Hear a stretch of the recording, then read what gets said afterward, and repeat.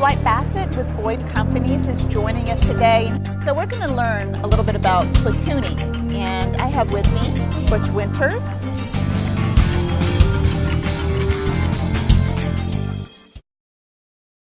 Dwight Bassett with Boyd Companies is joining us today, and he's going to give us some insight on mergers and acquisitions. Dwight, thank you so much for joining us today. Sure, glad to be here. So, talk to us a little bit about those mergers and acquisitions and what those folks really need to be taking into consideration when going into this. I think the most important thing is a good due diligence process where you go in and you thoroughly look at the financial statements and you look at the balance sheet, you look at assets, you get appraisals done, you validate the information so that you actually understand what you're buying. It's not like buying a car.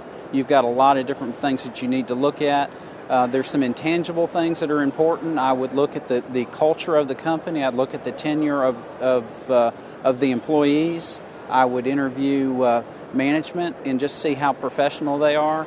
And one thing I think is really important is to understand why the seller is selling. That makes sense.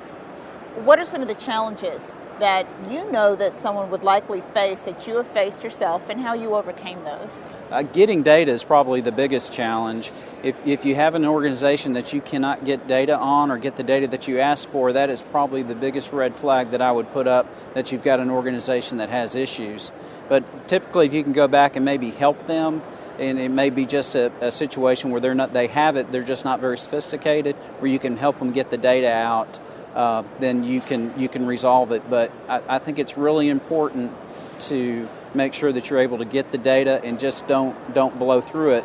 A lot of entrepreneurs will get so excited about making an acquisition, if they're unable to get data, then they assume that it's not important, and that's not the case. How do you see technology playing into helping with a merger or an acquisition? Well, technology is important. I think the ability of the acquirer to scale up the new company and perhaps put them on your platform very quickly can help you be more successful so that you're not operating in the dark.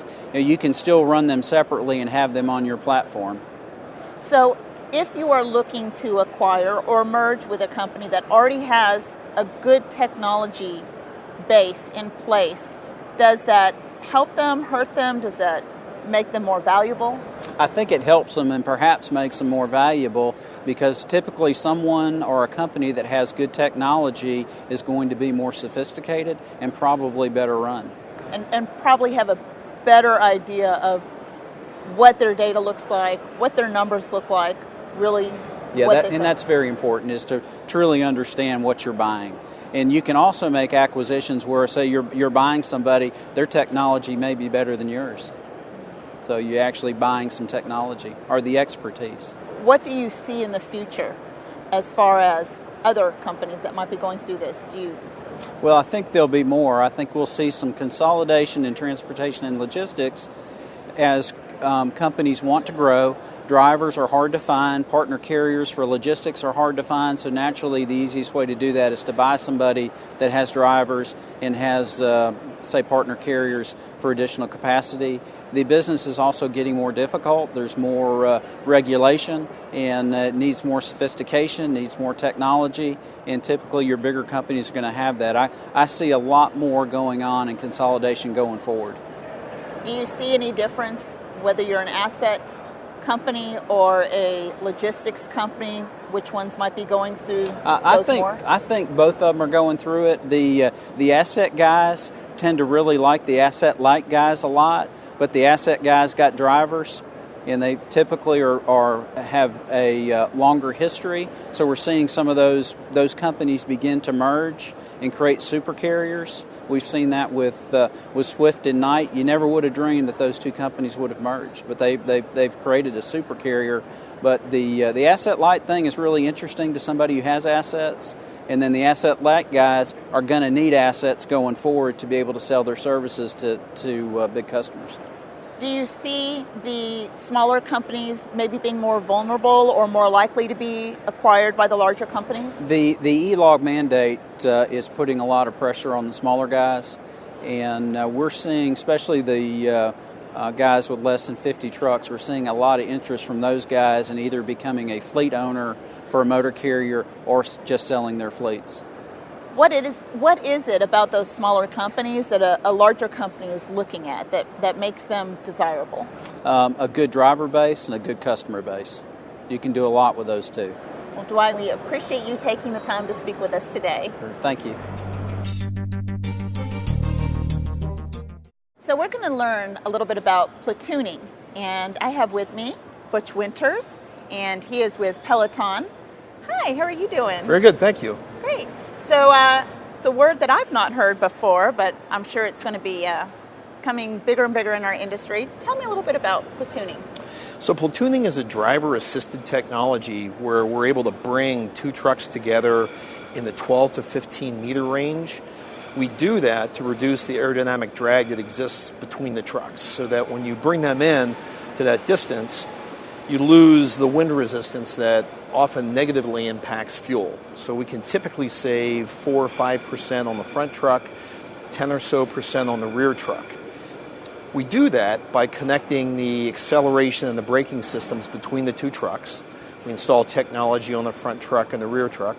We have cloud-based technology to monitor what's happening around us, weather, traffic, construction, those types of things, because we don't want to be platooning where it's not safe.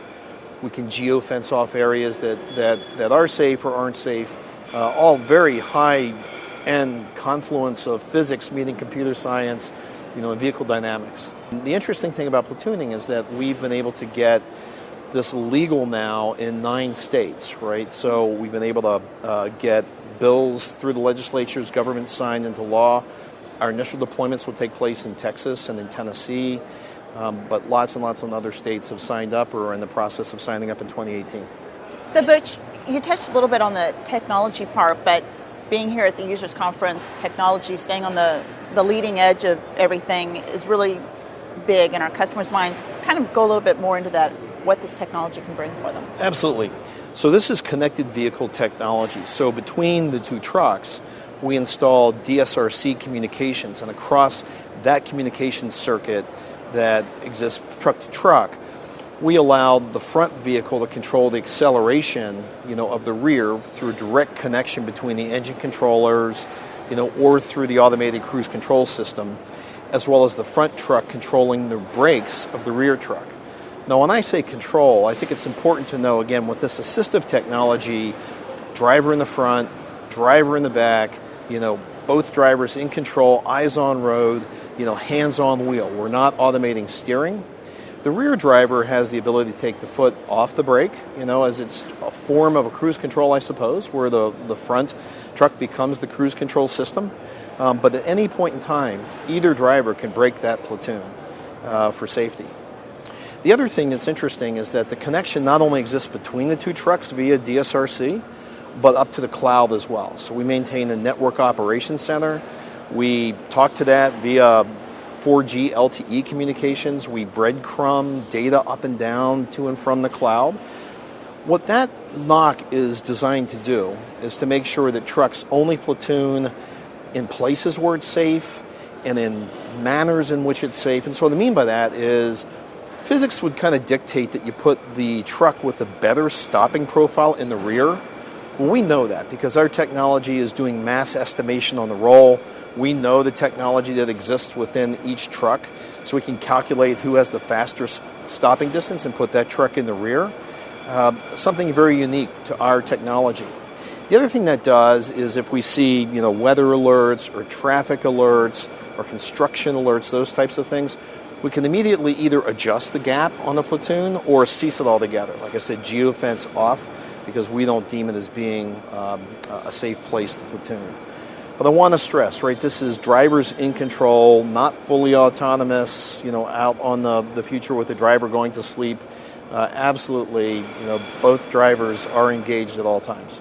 Obviously, Butch, there are benefits with the fuel and the tracking some of that data. What other benefits for back office maybe? Absolutely. So a number of things. So our initial use cases are for fleets maybe in a private or dedicated lane in support of a big customer, say a big home improvement store. Maybe they pick up 50, 100 loads a week from a intermodal facility and roll it out to DC. Well, that takes place all within a single fleet, right? As we look at the market, the opportunity for cross-fleet, inter-fleet platooning is huge. To do that, we need a system on the back end that we can coordinate elements of scheduling and routing and elements like that. So with McLeod, there's a super opportunity, I think, to take a look at, how do you put together Fleet A and Fleet B on more than just an ad hoc proximity-based platooning schedule, right, with one fleet coming from the west side of town, another truck coming from the east side of town, coordinating a rendezvous point and platooning beyond, right down to destination. Additionally, there are all types of information that we'll want to know that come from the back office, scheduling, driver profiles, parameters about the trucks, right? Maintenance schedules, things like that, right? They're very, very important. So tight integration through our cloud is very, very important. We open APIs into our cloud. Technology like McLeod can push the information right in or pull it right back from us. So we see great strategic fit with what you guys are doing. Well, listen, I know you've come a long way. We appreciate you being here and taking some time to educate us. Well, thank you very much. It's my pleasure. Safe travels. Thanks.